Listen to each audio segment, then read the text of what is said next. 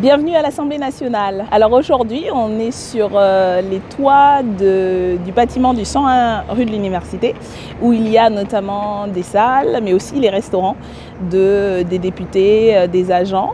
Et on a ici une vue absolument magnifique de tout Paris, notamment de notre circonscription que vous voyez tout au nord là, avec les bâtiments les plus hauts là qu'on voit en face, c'est ceux de la rue de Crimée de l'avenue Flandre. Vous avez le Sacré-Cœur, vous avez quoi d'autre? Vous avez plus loin là-bas la Défense. Donc voilà une superbe vue derrière la tour Montparnasse, bien entendu. Et de l'autre côté là, on voit juste le bout, c'est la tour Eiffel. Voilà, on s'est dit que c'était un bel endroit pour faire cette vidéo en mode député. Alors aujourd'hui, on va parler un peu de ce qui s'est passé la semaine dernière parce qu'il s'en est passé des choses. Dans notre circonscription, il y a eu un rassemblement contre la fermeture de la Poste, rue de Crimée. Et il y avait malgré le jour, un 27 juillet en plein été, c'est aussi pour ça que je pense que la Poste a choisi ce moment-là pour fermer, il y avait quand même un rassemblement d'habitants, de syndicalistes, de militants qui venaient protester contre cette fermeture de la Poste. Nous avions vu quelques jours auparavant la direction de la Poste Paris-Nord avec le collectif de soutien contre la fermeture de cette poste. Nous avions vu donc la direction à qui nous avions apporté les pétitions, plusieurs milliers de signatures des habitants et de commerçants et de militants soutenus par des associations. Et donc malgré cela, la direction de la Poste a choisi de fermer ce bureau qui est en plein dans un quartier populaire, qui est très desservi, et cette fermeture va entraîner un certain nombre de problèmes, à la fois pour les habitants parce qu'ils n'auront plus ce bureau de poste de proximité, et aussi pour les agents qui vont devoir assurer un service dans les postes avoisinantes qui ne sont pas si près que ça en fait, avec plus de gens. Donc la mobilisation va continuer parce que c'est un service public, il faut que la Poste assure son devoir de service public parce que c'est un service de proximité et parce que nous défendons le développement des services publics de la Poste et nous sommes contre les politiques de mise en concurrence, de libéralisation du service postal qui ont été décidées depuis les années 90 au niveau européen et qui depuis 20 ans maintenant font que ce soit dans les villes comme Paris, dans notre circonscription par exemple, il y avait déjà la Poste Tristan Tzara qui a été fermée alors que la Poste avait un contrat avec la ville puisque c'est un quartier prioritaire et ils ont quand même fermé. C'était aussi dans le 20e, enfin dans tout Paris, il y a de plus en plus de bureaux de poste qui ferment.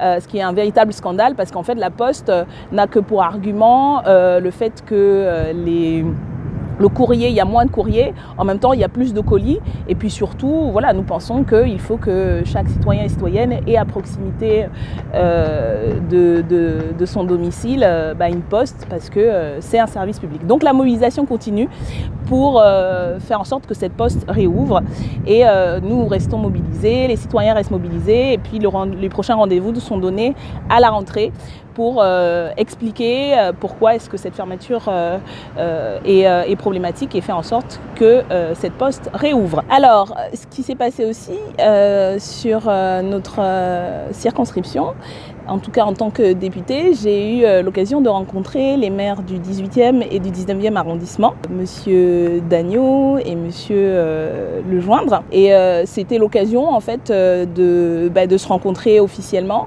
et puis de parler ensemble des sujets pour lesquels nous allons travailler. Donc notamment la question des services publics que nous on a mis en avant, la question des migrants et j'y reviendrai puisque c'est une problématique qui touche nos deux arrondissements. Et puis des questions sur l'usage notamment dans le 18e, de l'espace public et faire en sorte que nos arrondissements, nos quartiers qui sont des quartiers populaires où il y a une véritable mixité sociale, continuent à le rester. Et puis la question de l'éducation aussi, il va falloir être attentif à la rentrée parce que avec les annonces du gouvernement d'économie budgétaire et en même temps les promesses de faire en sorte par exemple qu'en maternelle et en petite section, il y ait 2 instituteurs par classe.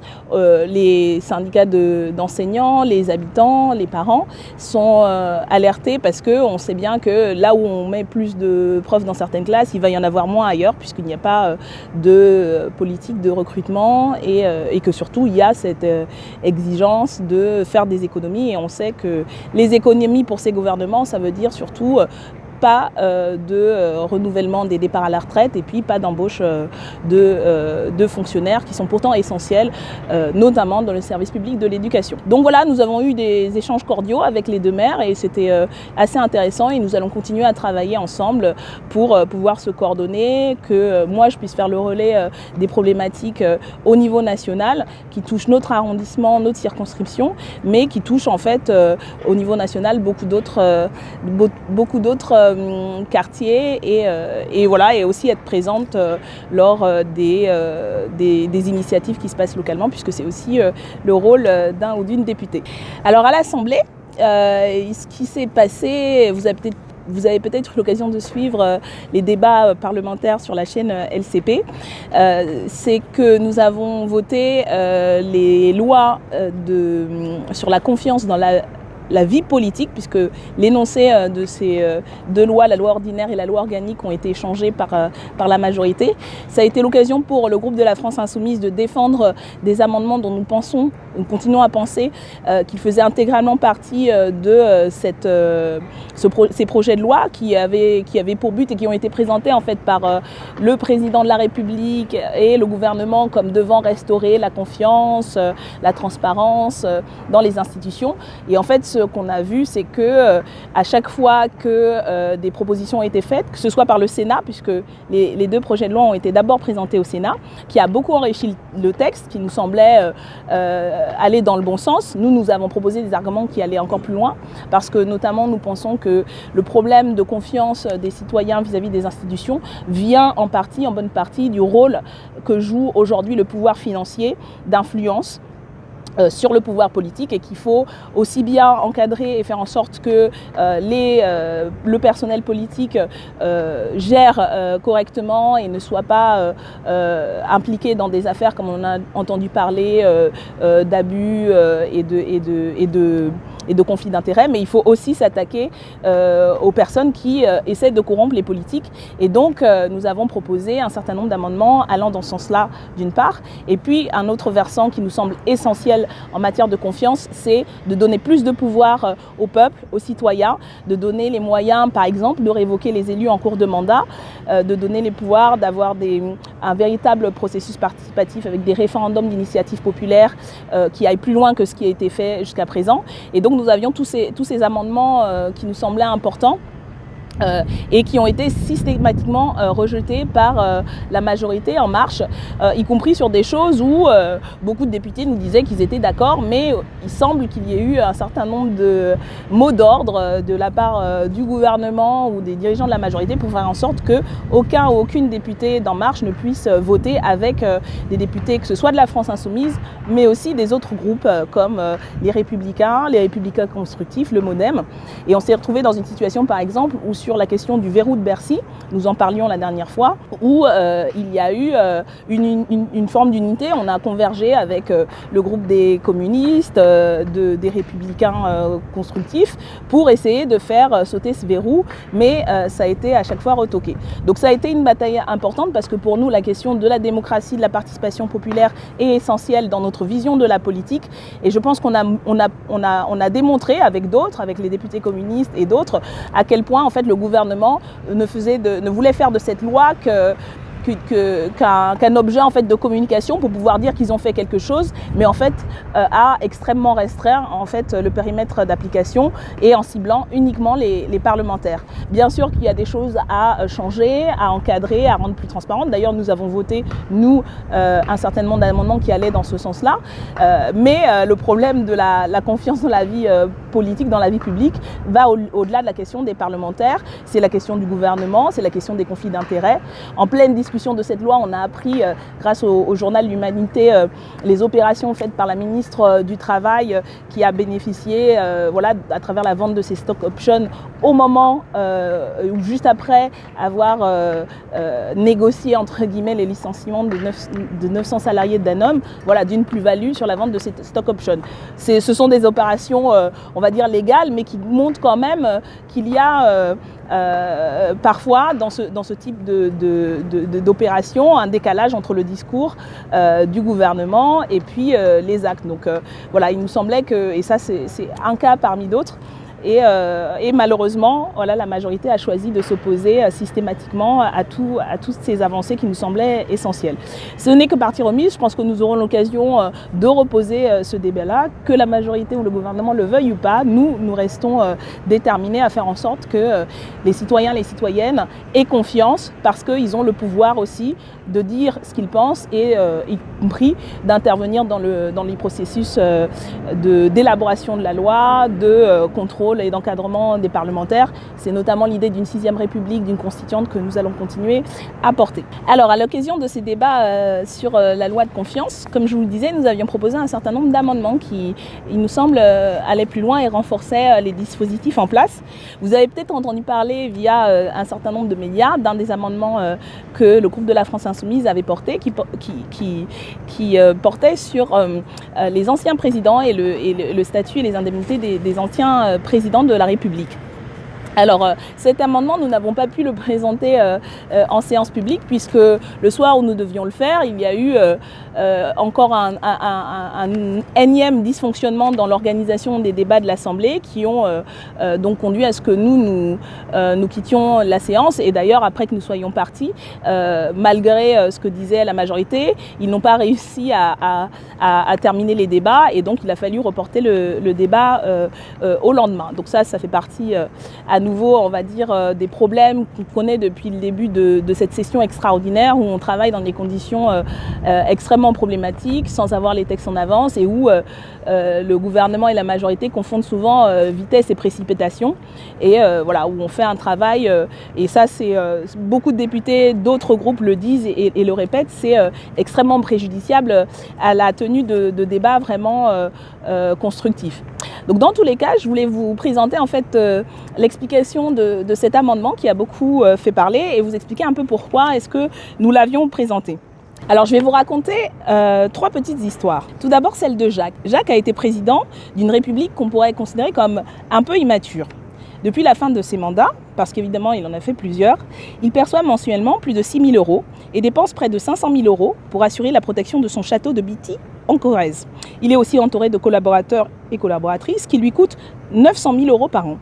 Quel train de vie, me direz-vous? Qu'importe, ce sont les Français et les Françaises qui règlent la note annuelle avoisinant les 2,5 millions d'euros. Je peux aussi vous raconter l'histoire de Nicolas. Il aurait bien voulu faire plusieurs mandats, mais le peuple en a décidé autrement.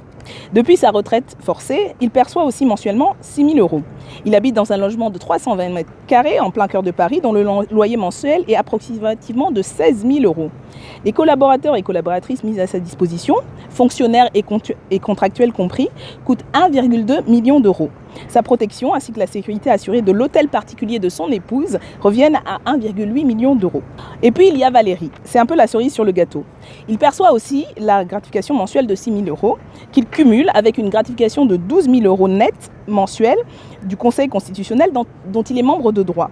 Pour sa sécurité et la protection de son château à Auton, la note est très salée, 2,5 millions d'euros annuels.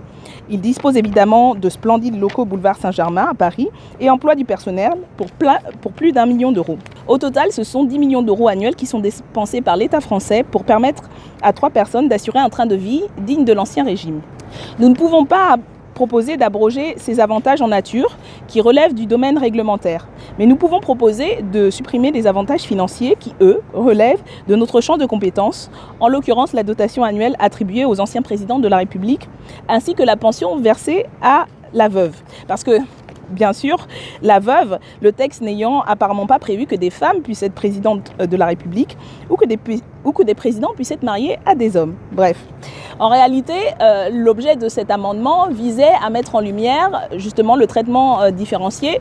Nous ne remettons pas en cause la nécessité et le droit à avoir une retraite, mais vous comprendrez que les niveaux de ces retraites et surtout des avantages en nature est un peu à notre goût disproportionné, surtout à une période où il est beaucoup question d'économie à faire et que les Français doivent faire d'après le gouvernement.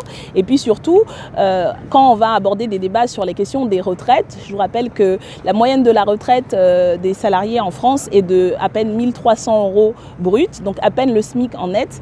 Et donc voilà, ces écarts de traitement nous semblaient problématiques et nous voulions le mettre en lumière à travers cet amendement qui, n'étant pas passé en commission des lois, risquait de ne pas passer non plus à l'Assemblée, mais c'était l'occasion, avec beaucoup d'autres propositions que nous avons faites dans ce sens, de mettre en lumière la manière différenciée dont on traitait, que ce soit d'un côté les parlementaires et puis de l'autre le gouvernement, l'exécutif et les anciens présidents. Donc voilà pour la petite note sur ce que vous avez raté à l'Assemblée cette semaine. Alors cette semaine, nous sommes encore en séance à l'Assemblée nationale et nous restons mobilisés sur le terrain dans notre circonscription où il y a plusieurs mobilisations en cours. D'abord celle de soutien aux migrants et aux migrantes qui sont à nouveau en campement au niveau de la porte de la Chapelle et dans les environs. Et voilà, dans des conditions malheureusement que l'on sait sont en dessous des règles de base de respect des droits humains en termes sanitaires, en termes de soutien, et qui ne réussissent à survivre, parce qu'on en est à ce point-là, que grâce à l'aide notamment des associations d'habitants et des associations de droits humains qui se mobilisent. Donc nous continuons en fait à être en contact avec les associations et les migrants et les migrantes, parce qu'il nous semble que le gouvernement, l'État a une responsabilité sur l'accueil digne des migrants. Et plus largement, vous avez peut-être entendu parler du harcèlement que subit un militant comme un citoyen d'ailleurs comme Cédric Héroux dans le sud, où il a été arrêté récemment simplement parce qu'il accompagnait des migrants pour qu'ils puissent faire leur démarche. On a une situation extrêmement grave aujourd'hui dans la vallée de la Roya, que dénonce notamment le défenseur des droits, Amnesty International et plusieurs associations. Et donc c'est un sujet qui touche particulièrement notre circonscription, mais qui, comme beaucoup des sujets, au niveau national, doit être traité donc avec humanité, respect des droits humains. Et nous avons des propositions pour un véritable accueil des migrants que nous poserons dans le débat qui va s'ouvrir en septembre au niveau du Parlement. Une autre question pour laquelle nous avons été alertés, ce que nous suivions déjà pendant la campagne, c'est la question du logement. Il n'y a pas de ministère du logement dans ce gouvernement, mais il y a toujours et de plus en plus des problèmes pour les citoyens et les citoyennes à ce niveau-là. Dans notre circonscription, par exemple, plusieurs personnes sont aujourd'hui menacées d'expulsion en plein été, sans solution qui leur soit proposée de relogement. Et en plus, ce sont des personnes qui sont logées dans des logements sociaux, mais des logements sociaux qui ne correspondent pas à leur niveau de revenu. Donc voilà, c'est un peu contradictoire que des personnes précaires, à bas revenus, soient dans des logements sociaux intermédiaires et qui sont obligés aujourd'hui de prendre par exemple des crédits pour pouvoir payer leurs logements sociaux. Les OPHLM et les responsables du logement pourraient requalifier ces logements et ça ce serait la mesure, on va dire, juste pour permettre que ces personnes, ces familles, ces personnes isolées ne se retrouvent pas à la rue en plein été sans solution. Donc nous allons aussi suivre ces dossiers-là et apporter notre soutien donc, à ces habitants et ces habitants de notre circonscription, notamment dans le quartier de la rue de l'Archipel Macorlan, où ces situations nous avaient déjà été rapportées pendant la campagne.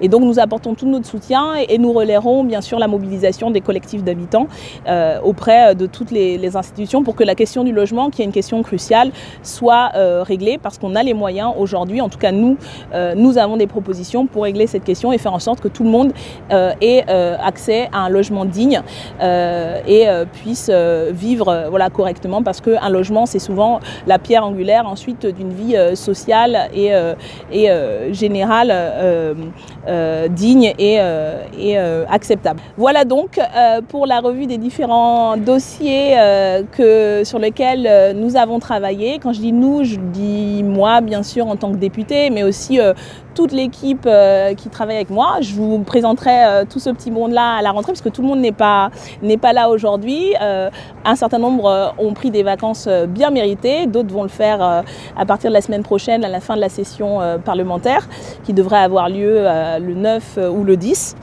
Puisque nous avons encore une séance mercredi prochain. Et donc voilà, nous aurons l'occasion à la rentrée de nous retrouver pour cette revue régulière, normalement en circonscription, et puis peut-être même à notre local de circonscription si on a réussi à en trouver un. Et donc je vous dis au revoir, je dis à celles et ceux qui peuvent prendre des vacances, bonnes vacances, parce que c'est un droit, je vous le rappelle, et c'est nécessaire aujourd'hui. Nous sommes pour la réduction du temps de travail, pour ne pas passer sa vie à la gagner, et pour pouvoir passer du temps avec ses proches ou avec soi-même pour se reposer. C'est vraiment quelque chose qui nous semble important, c'est un enjeu aussi politique. On en reparlera certainement quand on discutera de ces sujets sur le travail et sur les temps de vie. Et voilà, donc la session extraordinaire va bientôt se terminer.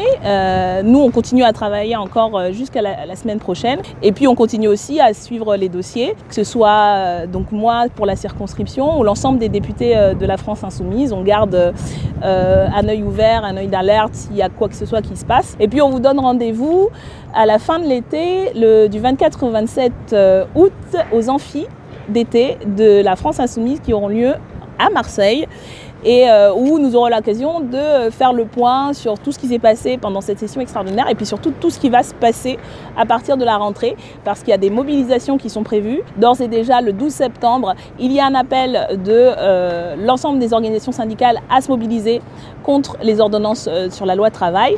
La France Insoumise, quant à elle, participera à cette mobilisation et appelle d'ores et déjà aussi à une nouvelle date le 23 septembre, parce que la bataille n'est pas terminée. Nous aurons à nouveau à la rentrée au Parlement l'examen de la loi, cette fois de ratification, avec notamment les fameuses ordonnances que le gouvernement aura dévoilées et qui permettra de mobiliser largement les salariés, mais aussi les citoyens et les citoyennes sur ce véritable coup d'État social. Donc on vous donne rendez-vous fin août à Marseille, et puis dans la rue partout en France à partir de septembre à la rentrée.